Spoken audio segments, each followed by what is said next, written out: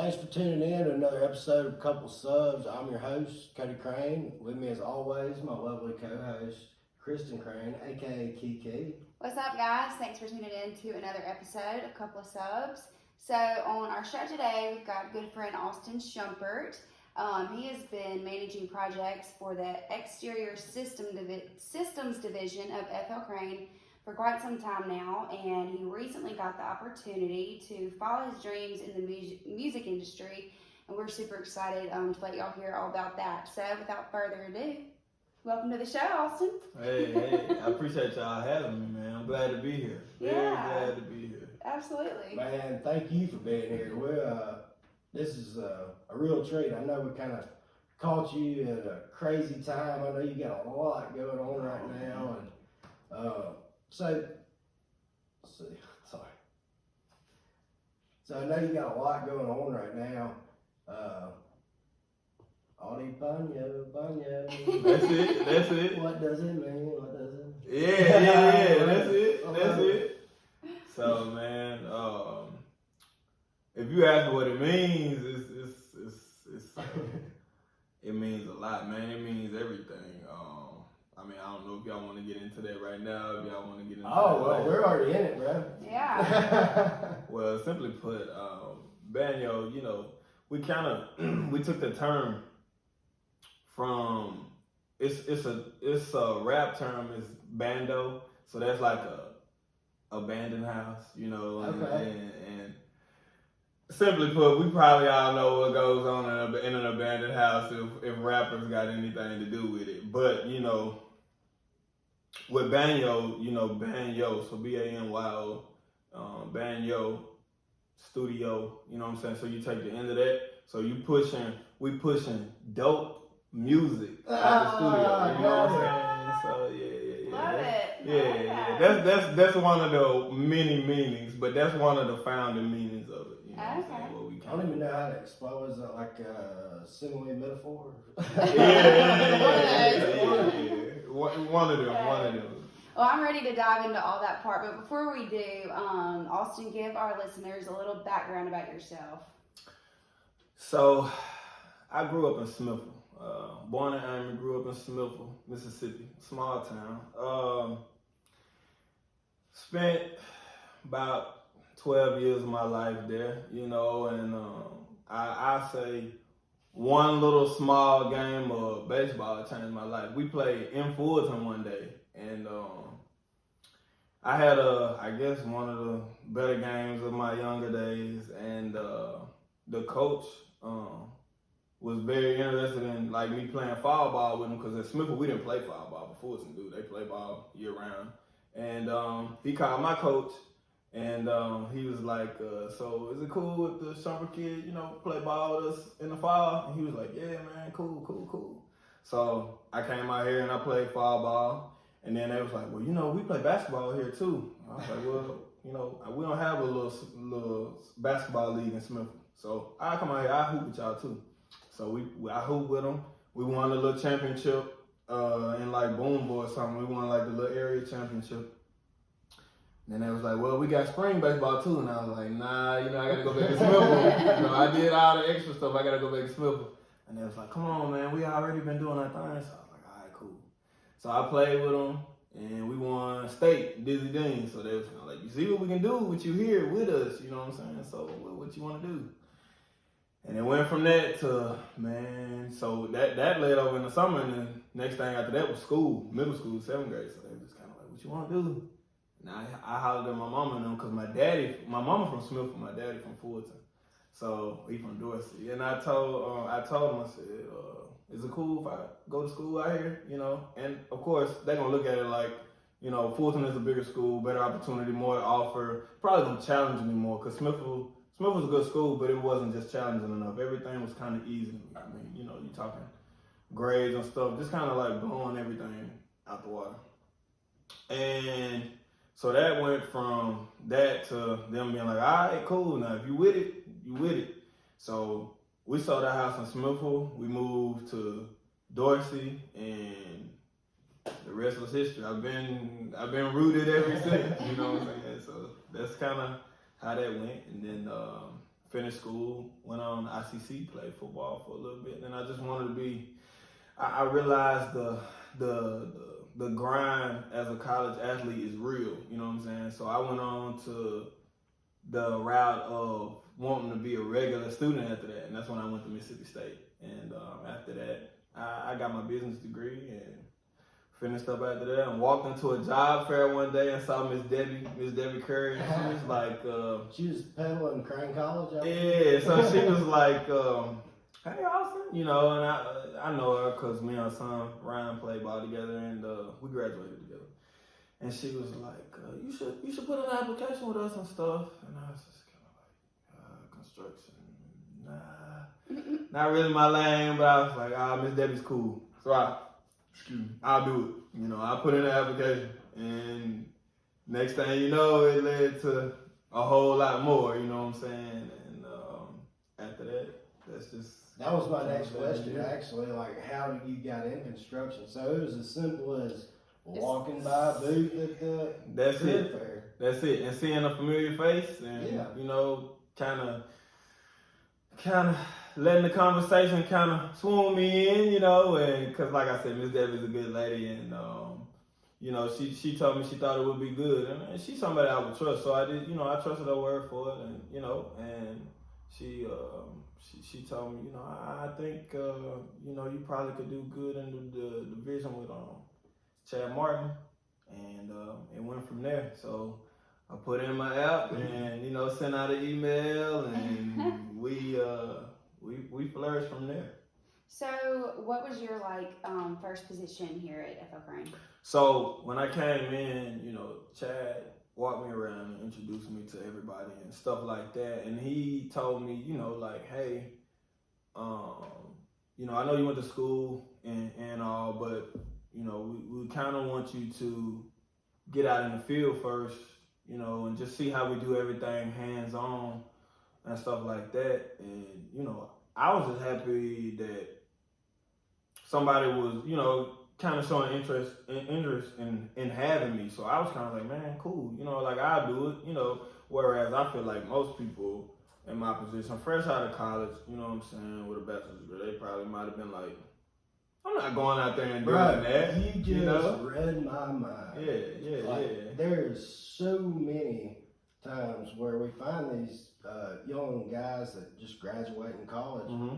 They're not willing to go put their tool belt on. So, I mean, no matter how much experience you got or how smart you are, if you don't know the tools, the products, the way they go together, it's going to be hard to, you know, do anything above install on this level. That's right. So you're a rare gem. Yeah. I guess you could say. Man, it's just all about understanding, like, in this business, it starts from the ground. Like, without, you know, without the guys, you know what I'm saying, in the field, what is everybody else? You know what I'm saying? Because the people that are bidding the jobs, or the people that are putting all this stuff together and stuff like that, you know what I'm saying? They probably been in those positions to where they started, you know, they were working in the field, or at some point in their life they were hands-on. But, you know, now, like, ain't nobody finna go out there and do that, you know what I'm saying? Yeah. So you kind of just have to understand the whole process, you know what I'm saying? You have to kind of buy into it, and that's what I did.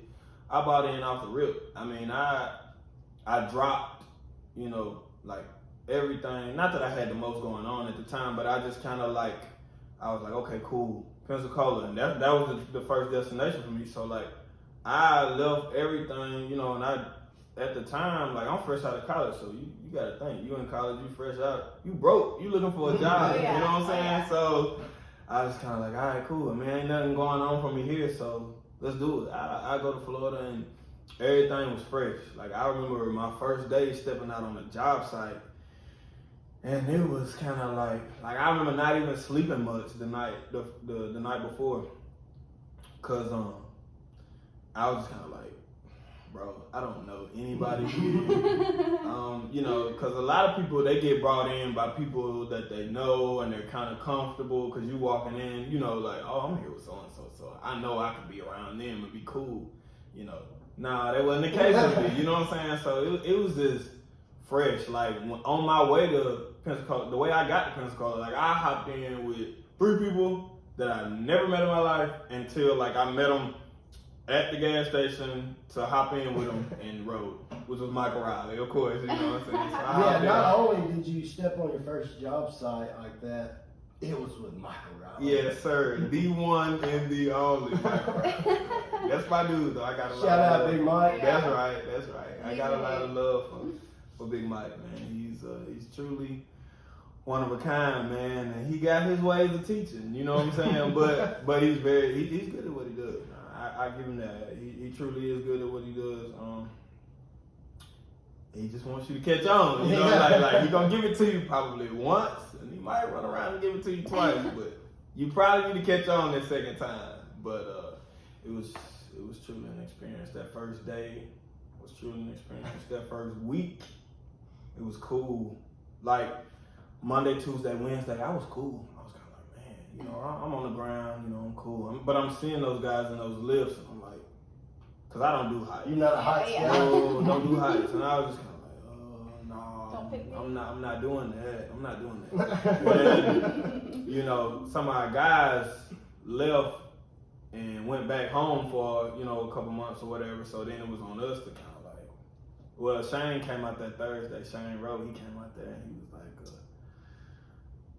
he walked up to me and I just felt it. And I was like, my knees just started bugging. They're about to make me do He this. said, man. I said, what's up?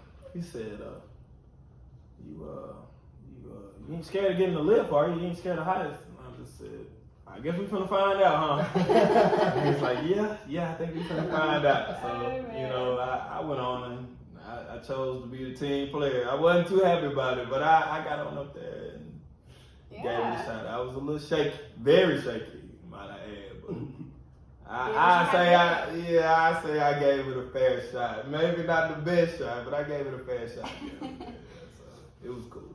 Well, tell us a little bit about how your role has evolved here since you've started. When did you start here? So I started here in October of 17. Okay. So it was like October 13th. Yeah. Like 3.5, 4 years. Yeah. Well, how has your role kind of evolved since you started? So I started out, like I said, out in the field, and it kind of escalated pretty quick from October to, I think the last day of January. My role kind of escalated to where, you know, I was a little more in tune with what Shane and Mike had going on that side of things, and I guess mainly what I did at that point was just kind of like cleaning everything, because we had a mess down there, so it was kind of basically like cleaning up the mess, organizing, and making sure we had everything straight to roll smooth. When I say cleaning up, just clean up process, I feel like everything in it wasn't really clean until like a year later. So this was a full cleanup process that I was, you know, that they wanted me to do. And, you know, I felt like I did it the best I could. And once we got that, I feel like everything was like clockwork. We was just rolling. So, I don't really know what to exactly call what I was doing, but, you know, like I said, you could call me cleanup man, I guess. But I just felt like that was my job, you know what I'm saying? Like, Mike was running everything, you know, Shane was project manager, and I was just kind of like, you know, whatever they asked out of me, that was my role to, you know what I'm saying, get it done. And that was that, you know, whatever made their jobs easier and whatever made the guys in the field jobs easier. So I guess I was kind of like the middleman, if you want. The go-to. Yeah, something like that. Call him GT. Like yeah. But I remember that was in at the Navy Fed building, and there was such a huge amount of material shipped in there, and it was just like everywhere. There was crates everywhere. Yeah, I'm having bad flashbacks. To like, just to be able to like know what's what and where it's at, and somebody be able to come over the radio and say, I need piece 132A.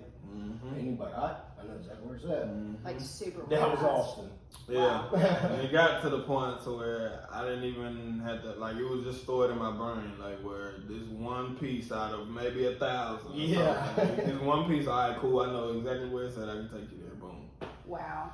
Yeah, but, you know, it wasn't like that on the first day, but we got there eventually, though. We got there hard eventually. work, and Yeah, that's I mean, right. that'll get you there, for sure. That's right. How did, I know you ran several jobs since then, and like, how did that role kind of, you know, you started out there with Mike and them, and I know you moved to what, Memphis and then Atlanta, or was it Atlanta? No. So Memphis. yeah. So well, I came back to after Pensacola, I came back to here, the office, for about 6 months, just to pick up on some estimating skills.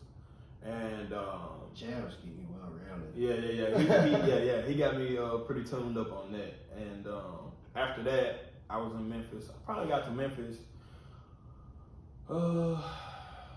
right before the whole pandemic. So we talking early March. So it was about a year ago. A year and a month ago, early March. And I was just running the FedEx job, project manager over the FedEx job, and it's still going, but it's a monster, man. It's a complex monster. It's not just it wasn't just like one type of panels. You talking about like 4 or 5 different things going on, and I'm out there with Rudy, and you know, He's like 1,000 miles an hour. Yes, and I mean I can brag on Rudy all day because Rudy. I love me some Rudy. Yes, sir. He's one of the best to do it, man. I mean, like, Rudy made everything I was doing or had to do that much easier. You know what I'm saying? Like, and I feel like Chad knew what he was doing when he put us together, because he knows Rudy's pretty one-sided on things and I'm pretty one-sided. So we just kind of like met in the middle, you know, and it was just kind of understanding, like, all right, cool. You got over here, I got over there. And you know what I'm saying? As long as we communicate and we know exactly what's going on out there and you know what's going on in here, cool. And that's just kind of like how we was handling it. But yeah, I say Rudy made my life 10 times easier than what it could have been. You know what I'm saying? 'Cause him and Marcelo taught me everything I know about metal panels. then you know a lot. Then you know a lot if you learn from them too. Them, Chuck Quinn, and Daniel Crasco. Between those 4, that's everything I know about metal panels. Yeah. I actually used to be we were like in between field managers for Chad, and it was right before Red, Josh came. Oh, okay. Yeah, that's my boy. So I was just kind of filling in a gap there for him, and I was in the field working for Marcelo and Rudy at the time, and they're like, Cody, we need somebody just to run around and check on stuff and report back to Chad. So I was doing that, and it was definitely a challenge, I guess, but Chad taught me a whole lot without having to teach me, kind of. Yeah. Chad has his ways of getting you to understand a lot of things, but you learn to, you know what I'm saying, you may question it sometimes, but in the end you learn to appreciate it, because there's somebody that, you know, he knows it's crazy. Like, he's a freak when it comes to stuff. He knows everything. He's a genius when it comes to what he does. Yes. And he can, you know, simply just give it to you. And he will sometimes, but sometimes, you know what I'm saying, it might not just be the most pressing situation, so he wants to see, like, you know, how the tools that you have, how do you apply them? How do you use them? Because he knows you have the tools. You know what I'm saying? Like, we've had this talk. He knows, like, you know, that I had the tools to do this or do that, but he wants to see, you know, how you use them. Because everybody has the tools in their bag. Maybe not all the same, but, you know, everybody don't think well, this one will solve that problem, or, you know, they don't know how to use them. And Chad knows what you have, and he just wants to see if you know that you have it and if you know how to use it. And I applaud him for, making, getting me to pull a lot of that out, because when I got to this job in Memphis, I don't want to say, I mean, it was different, man. Like my first day out there, like Rudy and his crew just kind of like looking at me, and I'm like, okay. So I'm supposed to know what we're supposed to do here, you know what I'm saying? And we got it rolling.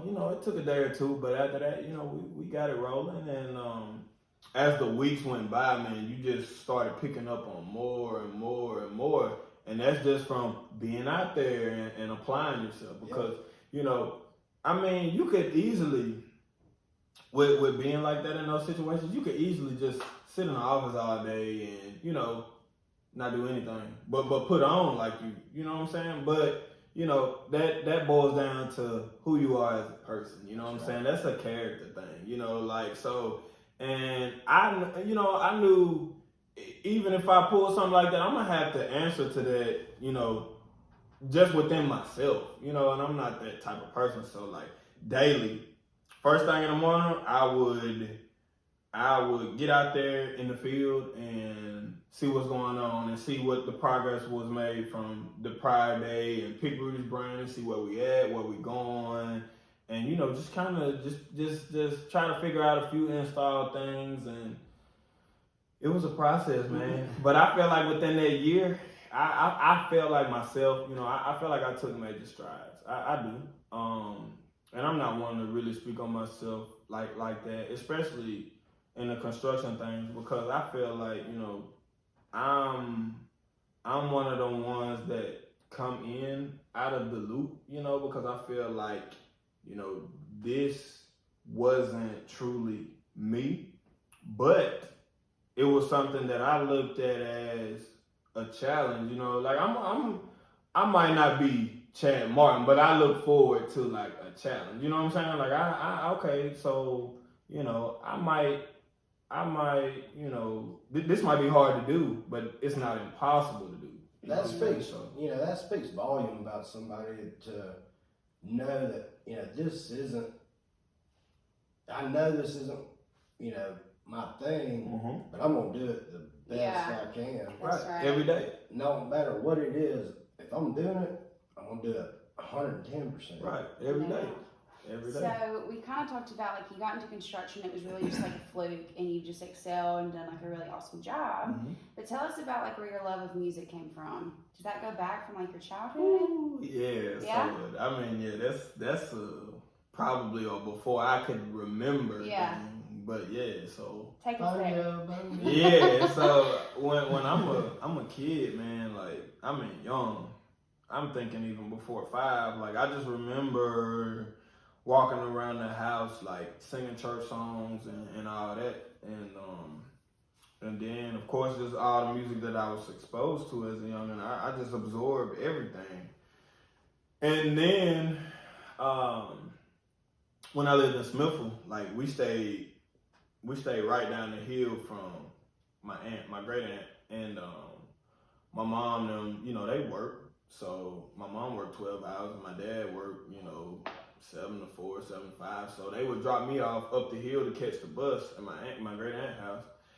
And so while I'm there, they got to be at work at 7. Well, my dad did. So I'm getting up there around 6 o'clock. So I'm up, early. I'm up at 5:30, 5:45. So when I get up there, I guess the normal kids before school, if they don't go to sleep, they watch cartoons or something. Nah, I'm watching. Back then, I was watching MTV, MTV2, and VH1 in the morning, because BET, they didn't play music videos in the morning. So I'm watching MTV, MTV2, VH1, and it's all music videos. And by that time, she had got the little TiVo thing where you can record.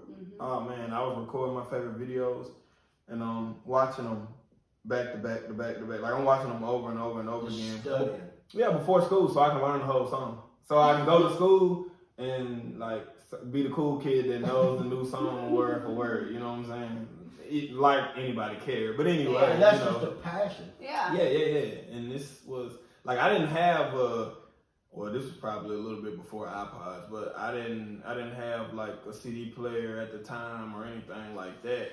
So that was my time right there to get it in before school. Yeah. So like I was really like honed in. And then when you get off the bus, oh yeah, I'm right to it. I'm watching BET then, so like I'm watching all music videos before school, after school.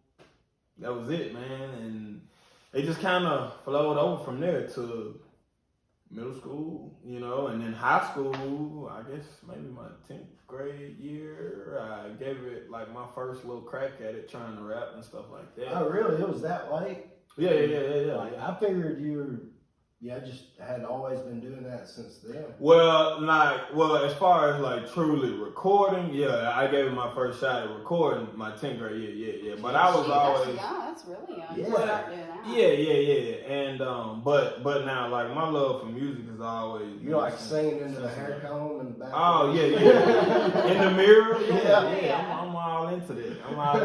I So. still do that, man. Yeah. Me He does. too. I have my days, you know what I'm saying? I have my days. But yeah, and then senior year was where I real deal kind of like tried to really get into it consistently, and I dropped my first little mixtape. It's kind of like a step down from an album, whatever. Yeah. I dropped my first little mixtape then, and then it just kind of flowed on over. And as the years went by, you know, I started taking it more serious, and then here recently, 2018, I was in Atlanta last week actually, and I was actually in the studio last week when I hit the 3-year anniversary of when I started going to the studio in Atlanta. So I've been going there for 3 years. So yeah, it's been about 2018 since I really have been locked in at the same studio with the same people in Atlanta. Because I believe in loyalty and, you know, growing. Loyalty. And you know, with the right people, when it makes sense. You know, if you're in a situation where you ain't growing, then I would have went to another studio. Mm-hmm. But I locked in with my engineer.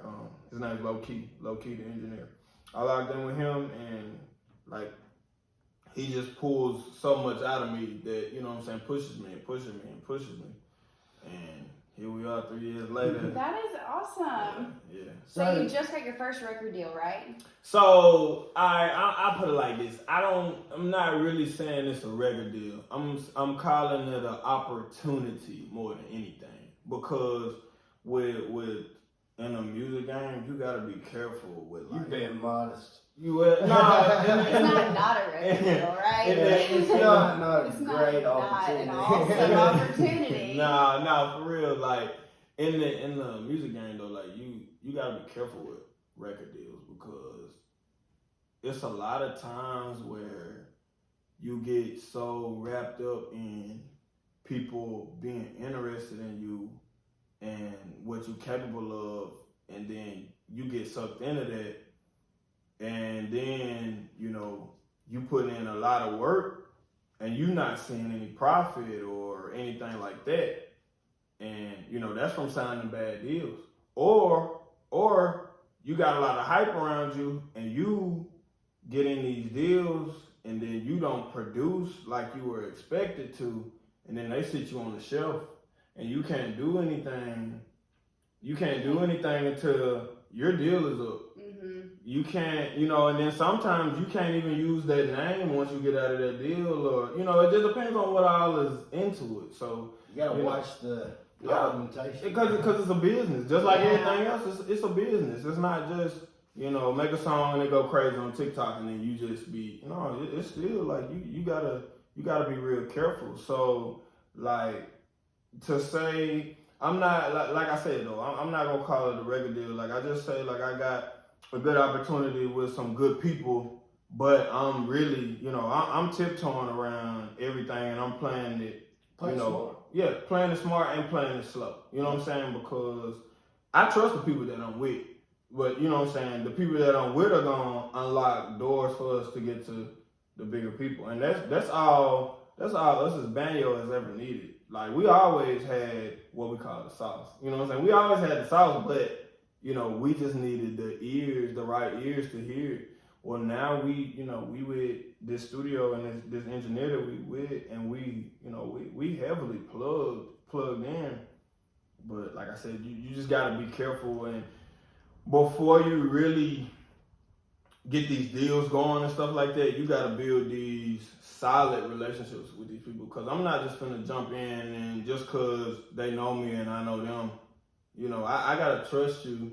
Just like they gotta trust me before they give me something. You know what I'm saying? Yeah. Because just cause I made a couple of, good songs here and there, that don't mean much. And, just because they are this, to some people, just because so-and-so, wants to holler at them, then they cool with it, they gonna go. But so-and-so gonna pimp them. That's all. You know what I'm saying? And they gonna get played. Yeah, we smarter than that. We not for that. So I've got, I was thinking about this earlier today, and I made sure to write it down. Like, the whole time that you were working at FL Crane, mm-hmm. you continued to chase your dream mm-hmm. and hustle for it. Mm-hmm. I'm sure that, that wasn't easy. I mean, with all the traveling, the out-of-town work that we do, these huge projects. Oh, yeah. All the responsibility that you had to handle there. Oh, yeah. On top of that, mm-hmm. you never gave up on what you truly wanted, mm-hmm. and you going to Atlanta back and forth there. So I know that FL Crane is blessed to have the type guys that are willing to do what it takes, mm-hmm. and you're one of them. Right, for sure. There's not a lot of free time. No, it's not. After you do all that, and you were finding time, you got a beautiful daughter, raising a family, and still shooting over to Atlanta, recording damn records, man. Or songs, that's awesome. Yeah, so the times in Pensacola were kind of like the craziest times. But I mean, even being in Memphis, it was, it's still just as difficult, I guess. Maybe not as difficult because I'm closer to home, but so I can walk you through a week in Pensacola. So all right, I get there. So okay, we enjoy the weekend. Boom, we get back. So let's say we left at 5 o'clock because we didn't want to leave early today. We get back at 10 o'clock that night, and we go through the whole week of working, and then we get home. Maybe sometime Thursday, but sometime we might go home on Friday. Then you talking, waking up Saturday morning, 5 o'clock in the morning, going to Atlanta, getting to Atlanta by 10 o'clock, their time, getting to Atlanta and recording from 10 a.m. to 8 or 10 a.m. to 10. So you recording either 10 hours or 12 hours. That ain't no joke. But then guess what? The next day, Sunday. So guess what you're doing after the session? Right after the session, you turn around and come right back home. So you going to Atlanta 5 o'clock in the morning. You recording till about 10 o'clock that night, and you leaving right after the session. You get home about coming right back home. Yeah, you get home probably about. It depends. If you leave at 8, we'll get back about 11:30 because we get that hour back. But if we leave at 10, then you get back about 1:30, 2 o'clock, and then you wake up. On Sunday, you see the family, go to church, whatever you do, and then you come on back, and you go on back to Pensacola. But that's the thing, being you get that one shot in Atlanta like that, and you got to turn back around, and you know what I'm saying? So you got to go and do what you got to do, and you got to turn back around. Well, you're not even there 24 hours. I was going to say, you don't just go to Atlanta. The whole time you've been doing all this other stuff, I imagine, at night after work, you gotta be thinking about what you're gonna do in Atlanta when you get there. You don't just go over there blindsided, I'm sure. So, I mean, you write all your own stuff, right? Yes, ma'am. Yeah. So, and the thing about that is, I had got to the point to where, you go to work and, when you get off, you be tired, you know what I'm saying? And a lot of people, some people don't understand that because they look at what you do from the outside and be like, how are you tired? You don't do anything physical. How are you tired? Mentally, you're tired, I mean, you go through a lot on a daily basis. Not to say, you go through a lot anywhere, anything, just a simple walk in life. But, when you get off, though, you know what I'm saying, you're tired. So a lot of times, I didn't music and stuff, like I didn't, not to say I didn't think about it, like my music or like my music grind or anything like that, but like I didn't put any time to it when I got out. So I tried that at the beginning when I first started going to Atlanta, because I was just thinking like, well, when I get to Atlanta, I gotta be prepared. And then I was like, you know what? No, I'm not doing that. And then so I would get to the point to where I didn't do anything until I got to the studio. So like I would just let my brain rest until I got there. And once I got there, then boom, let out just, you know what I'm saying, just unleash everything that I've just been deprived of. And let all your it started, creative That's exactly opposite of what I was thinking. I was thinking that too. And it makes total sense. Yeah, it's been working. It's been working. It makes total sense. It's been working. It's been working. Well, has there ever been a time that, like, during all that, and, you know, working full time and everything, that you thought, all right, screw it, I'm going to put the mic down and just kind of play it safe and, you know, stay with FL Crane? No. I've never, well, and that's not a knock to Crane. It's just a thing, like, I've never put anything, and it might have looked like it, but in my head, I've never put anything outside of family. I've never put anything before my dream, you know, like because I knew the moment I did that, it was over for me, because I knew if I ever truly told myself, all right, look, and it didn't matter what my job was, it was just going to be like, all right, look, we got to do it this way. We got to play it safe. I'm not one of them, you know, like, and I mean, you got the majority. Man, I ain't gonna say the majority because I don't know, but a lot of people in this world, they will settle for being comfortable over being uncomfortable and chasing the greater reward. Yeah. And that greater reward is 50-50. So you either gonna fall in the face or you gonna climb the ladder. You know, when you take that leap of faith, you either gonna hit the ground, boom, or while your eyes closed, you gonna jump and you like I said, you're gonna hit the ground, or you gonna land, you're gonna be, oh, I didn't hit the ground. Let's keep going. You know what I'm saying? So, you know, and even if you do hit the ground, you can get up, and what you do after that, that's up to you. You know, you can say you gave it a try and come on, you know, run on back, or you can keep going. You know, and that's all about who you are. But now me, yeah, I always told myself if I could never get to the point to where I give up on who I really am, because I know that's me. You know, that's me. I gotta go with what I know, and that's what I know. So was there like a specific time where you were like, you just realized like, oh shit, Audi Ban Yo, like this is working, like Audi Ban Yo, this is my new future, like let's go. So I ain't gonna lie. I mean, I felt like that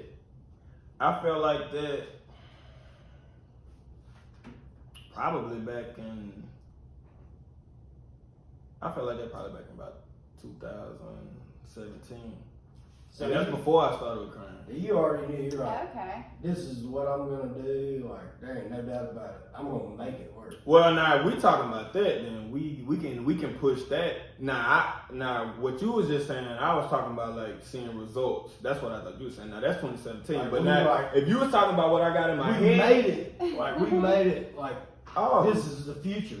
This is what I'm doing for the rest of my life. That's 2012. That's when I real deal bought into doing it. That's 2012. I love it. I love it. Yeah. Like I'm one of them people. Like I just whatever I gotta do, that's what I'm gonna do, and to get there. Mm-hmm. And you know, I felt like I gave you know FL Crane a strong 3.5 years. You know, and it was a beautiful time, fun time, and the hardest part of leaving FL Crane was just like leaving the family here. You know, that's the hardest part. Like, cause if I didn't have a good relationship with the people that I work with here, you know what I'm saying, then it would have been just been like, all right, look, I'm out. Mm-hmm. You know, later. Yeah, I'm gone. But like, I ate this for months because, you know, I was just kind of like, man, that's tough because, you know, I feel like these people think so highly of me, and you know, I feel like I'm excelling here, and you know, I feel like I'm breaking barriers. I feel like I'm doing big things, you know, and I just don't want to be a disappointment. That's what I was telling myself, and I was just kind of like, I woke up one day and I was like, dude, look, you know, people gonna look at you how they're gonna look at you regardless, you know. So whether you stay here, a lot of people are gonna be pleased with you gonna be doing, but you know, it might be some people that, you know, that feel how they feel regardless of, you know, what you do. And even if you dip, leave, you know, you're gonna have some of them people that been like, oh man, you know, let's do it, you're doing good, you know, I'm happy for you, you know what I'm saying, go get it. And there's gonna people be like, he's crazy, like he, you know, he had it made, like he was doing this, doing that, you gonna leave, like, you know. But those are the people that I don't expect. Haters gonna hate. Well, and I don't, you know, I don't knock people, you know what I'm saying, because I don't expect anybody to understand my train of thought, because, you know, I truly expect people to look at me crazy, because, you know, people be like, you know, you throwing it all away for a chance, you know what I'm saying, like what? But now, what's gonna happen? What's gonna happen when it works? You know what I'm saying? It's not. I'm not an if person. Like I know it's gonna work. It's just a matter of when, you know. And it's all about staying the course. So that's. Having that said, what advice would you give to anyone, you know, that has a career dream? You know, not necessarily going, you know, in the music industry, but has a career dream of their own, you know, somebody that may be thinking that they're about to give up, or they're going to, you know, struggle continuing following that dream. Like, what advice would you give them? Simply put, if you want to do it, do it. You know what I'm saying? Don't go in blind, though. You know, well, I mean, it not necessarily don't go in blind, but like, have a plan for yourself. You know what I'm saying? Don't be dumb about it.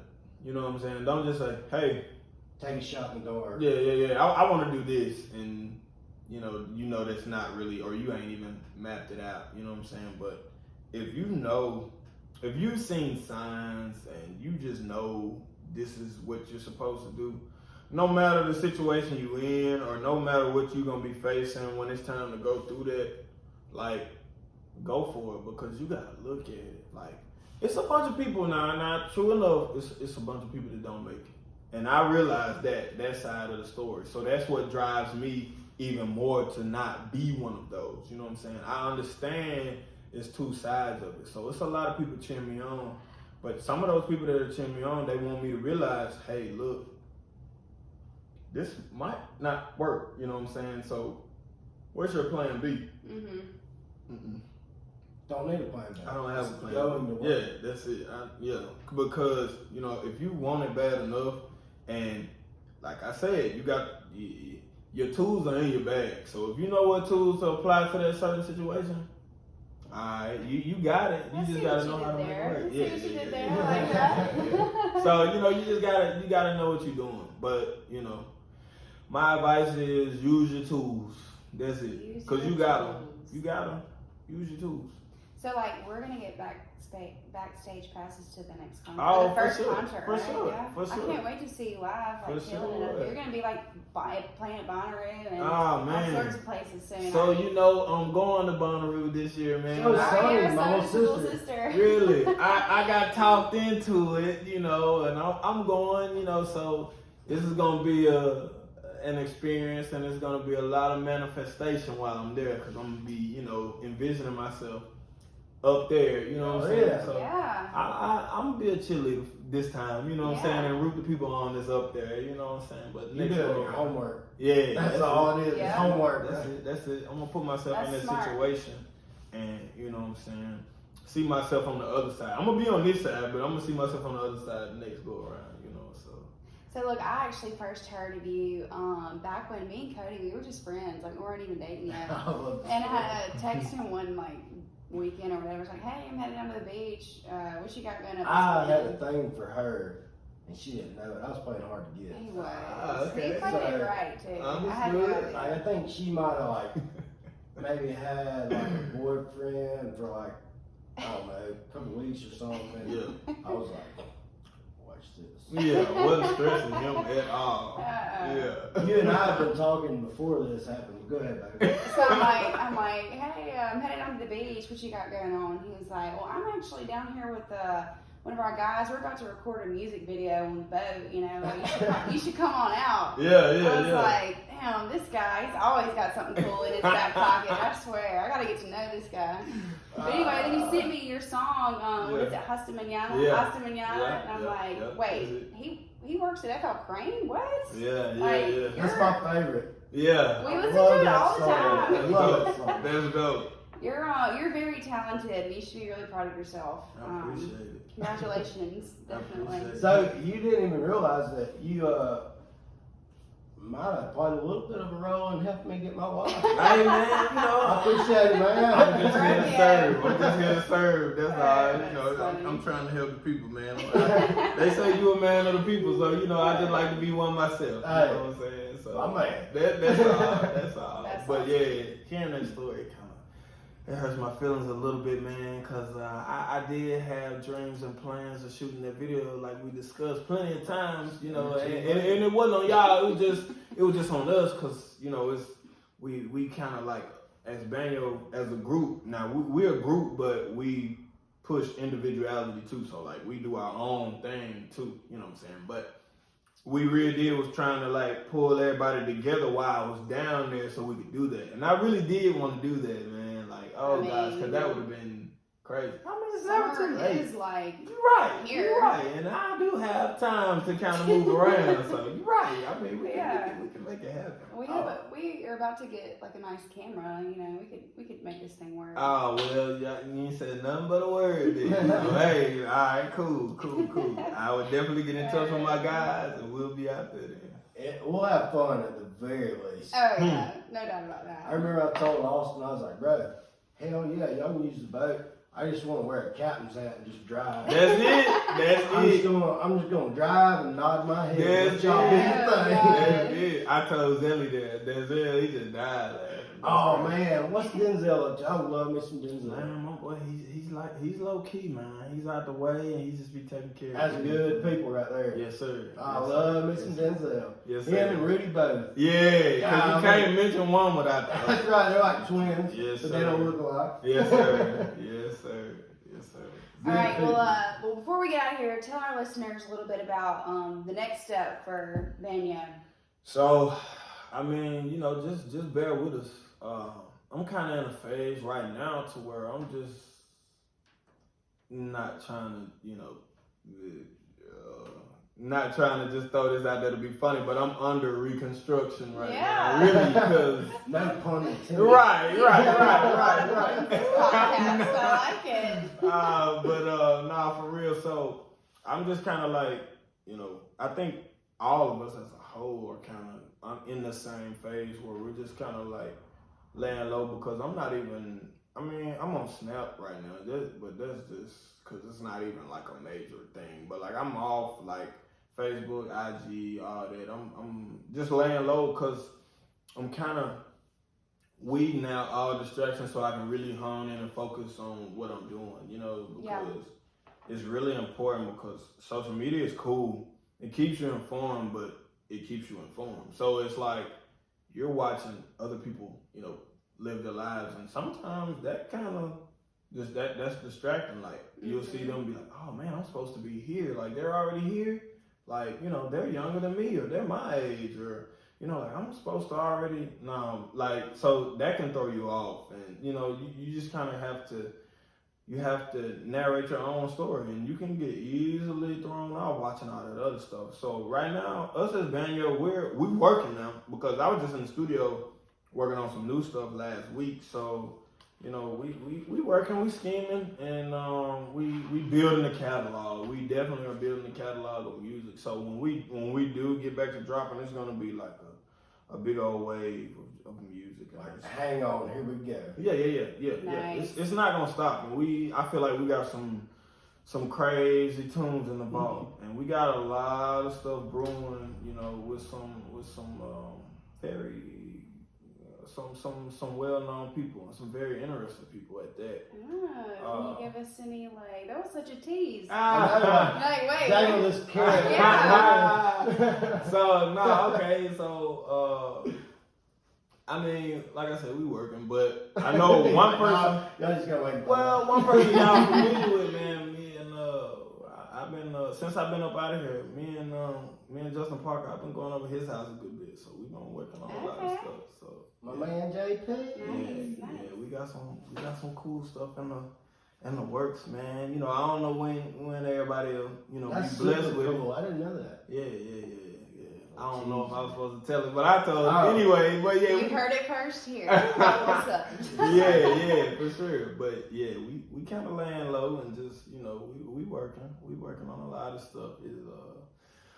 I say in 2021 we'll pop out and we'll give out some vibes. I just know we just kind of working, and in the meantime just making sure we're ready for what we're about to tap into ourselves. But when we do start dropping, it's just gonna be a constant thing. So Spoken like a true artist. That's that's right. it. That's it. That is it. Well, congratulations, man. That's awesome. Yes, We're pretty appreciate excited for you. Yeah, I couldn't be more proud of you, man. Like, honestly, I know you did a hell of a job, in your time at FL Crane, and couldn't be more thankful. Could not ask for more out of someone. Yeah. And to see you go on and follow your dreams that's rewarding to me. And I know not just me, all of us. Oh yeah, for sure, man. I know it's kind of bittersweet, shit, we're losing one of our best guys, but at the same time, he's a peacock. You gotta let him fly. Right. No, but man, the experience with Crane, it really, shaped me and it molded me, to kind of embrace new things, embrace foreign things, because beforehand I never put me and construction together, so that taught me in itself, just because, just because it's not something that you consider normal to you or for you, that don't mean roll with it, so I appreciate my time here, like I said, it taught me a lot, man. It taught me to be bold, be bold and just trust yourself, and go with what you know, because in construction, you never gonna know everything, so you gotta go with, the things that you do know, you gotta use them, you gotta apply them, and go from there and build on it. No pun intended. but for real though. You just gotta go with what you know. But again, I appreciate my time here with FL Crane, man. Everybody showed me love from the jump. Everybody always told me that I was doing good, that I was proud of me, that they were proud of me, and I never had any crosswords with anybody or any bad experiences here at Crane or nothing like that. I mean, being in Pensacola, you have days with Michael Riley and stuff like that.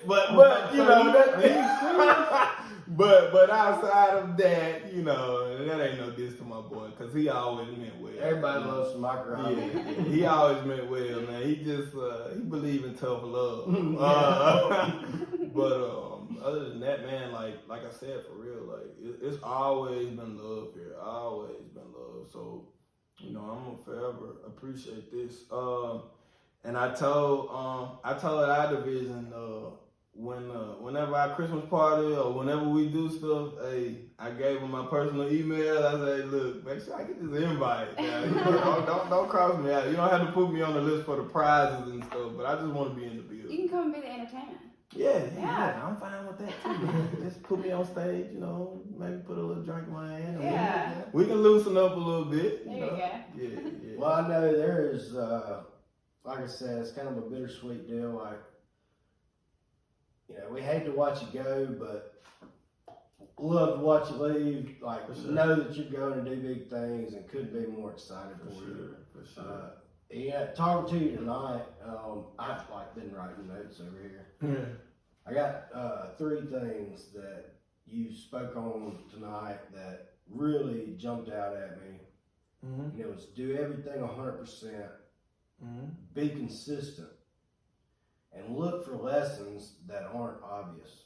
Right, for sure, man. Because 9 times out of 10, that's where that's where the blessings are in it. You know what I'm saying? That's And right. that's the beauty of it. You know, The unforeseen. That's it, man. I love that. That's it, man. Like life is it's a crazy path, but it's beautiful at the same time. You know, you just gotta Embrace it. That's it. That's the main thing about it, man. You're gonna have your highs and your lows, but you gotta you're not gonna remain the same through the whole process. But you know what I'm saying? You got to remain positive. And there's different types of positive, you know what I'm saying? You might have that happy positive, that high positive, you might have that low positive. You like, all right, at least I'm still alive. I got another shot to give it, you know what I'm saying? Yep. But you gotta take a high calm and keep it moving, man, at all times. You gotta keep a level head. I couldn't have said it better myself. That's I it. know, right? That's it, man. All right, Austin. Well, thank you so much for being on our Yes, show. brother, thank we you really so appreciate much, it. We look man. forward to seeing where Ban Yo goes next. That's right. I appreciate y'all for having me, man.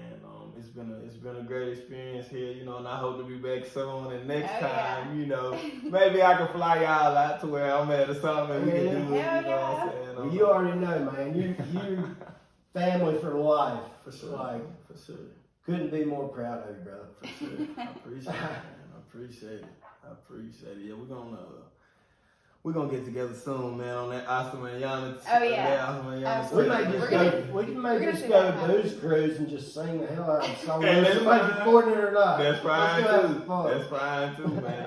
I'm with it, man. I'm with it. I look forward to it. I appreciate Well, it. if you haven't heard Audi Ban Yo or any of Audi Ban Yo, like, get on the, it's on iTunes. That's where I got it. Oh yeah, we're gonna be putting it on our website and our Okay. Instagram, our social media platforms, all that kind of stuff. So yeah, y'all gotta check him out. Love him and me his some Audi Ban Yo. group they're awesome. So Love if you like what you heard today, be sure to check us out on Instagram, Facebook, Twitter, YouTube, website, all that thing. And till next time, I guess. Till next time. Till next time. Audi Ban Yo, Ban Yo.